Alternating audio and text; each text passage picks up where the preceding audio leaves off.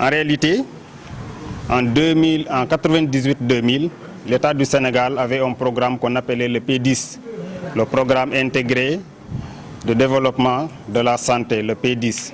Et dans ce programme, sur le volet ressources humaines, il y avait un gap important en personnel infirmier. Un gap important et que l'offre de personnel infirmier était très minime.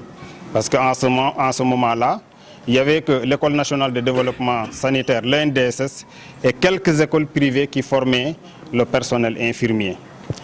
Dans ce programme-là, il était prévu 230 nouvelles créations de postes de santé. Mais déjà, le constat était que les 70 étaient déjà fermés parce que faute d'infirmiers qu'on devrait mettre dans ces postes de santé-là et dans les structures sanitaires.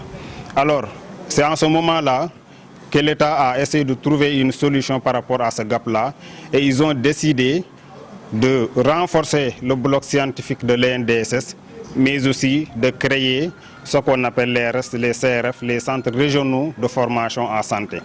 Dans ces centres régionaux de formation en santé, il était question de former un personnel infirmier, mais pas comme ce qu'on forme au niveau de l'ENDSS, mais on formait des assistants infirmiers diplômés d'État. C'est quoi les assistants infirmiers diplômés d'État? C'est des infirmiers à part entière qui sont formés sur un programme des infirmiers de manière générale, mais qu'on a raccourci le délai de formation. On a fait 2 ans de formation au lieu de 3 ans pour nos collègues infirmiers d'État. Donc, l'État, l'objectif principal, c'était de résorber le gap en personnel infirmier parce qu'il y avait un déficit très important. Et l'État a créé ces centres régionaux de formation par le décret 2002-1182 du 23 décembre 2002. Et ils ont créé d'abord les premières générations de centres régionaux de formation, le centre régional de Kaolack, celui de Tamba et celui de Saint-Louis. Ensuite, ils ont créé un centre régional à Ziguinchor, un centre régional à Tamba et ensuite à Thiès, à Matam et à Kolda.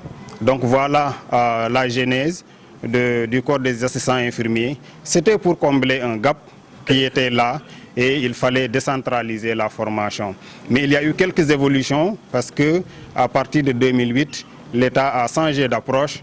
Au lieu de continuer de former des assistants infirmiers, ils ont commencé à former des infirmiers d'État et des sages-femmes dans ces centres régionaux de formation. Et à l'heure actuelle, il ne reste que Kolda et Matam qui forment des assistants infirmiers, en plus bien sûr des écoles privées de formation qui forment toujours des assistants infirmiers. La situation actuelle, peut-être on revient un peu sur les chiffres. L'État a un programme, le programme national de développement des ressources humaines, de la santé et de l'action sociale.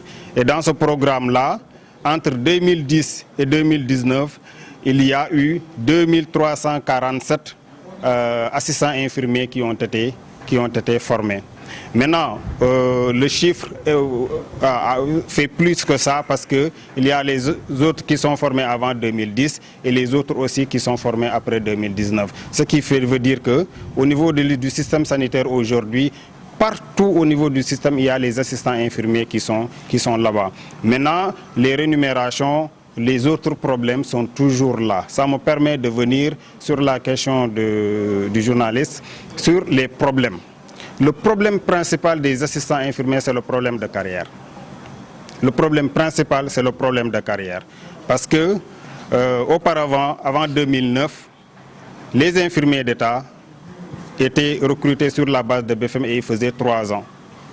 Si vous êtes assistant infirmier, si vous êtes recruté, si vous terminez votre formation, on vous permet de faire 4 ans dans la fonction publique et vous pouvez faire un concours professionnel. Vous démarrez en 2e année et vous êtes classé infirmier d'État. Mais lorsqu'ils ont relevé le niveau du recrutement au bac pour les infirmiers d'État, maintenant, même si vous avez 20 ans de carrière professionnelle, d'expérience, même si vous réussissez au concours professionnel, vous êtes obligé de reprendre le processus à zéro, vous commencez en première année. Et ça, je pense qu'avec toute l'expérience que les gens ont, c'est une injustice notoire qui est là. Donc, c'est ça la situation. L'autre problème aussi, c'est que le concours professionnel est irrégulier. Donc l'État reste pendant plusieurs années sans organiser ce concours-là. Et ensuite aussi, même s'ils l'organisent, ils prennent que 10 personnes.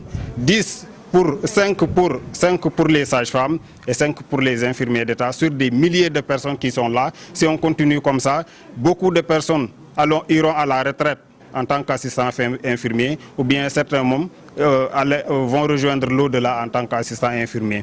Et la particularité de ce corps, c'est que c'est un corps qui existe uniquement au Sénégal. Nulle part dans la sous-région ou bien dans les autres pays du monde, ce corps n'existe. Donc c'est une particularité propre au Sénégal. Donc je pense que l'État du Sénégal devrait revoir tout ça et essayer au moins d'harmoniser avec ce qui se fait dans la région. Par exemple,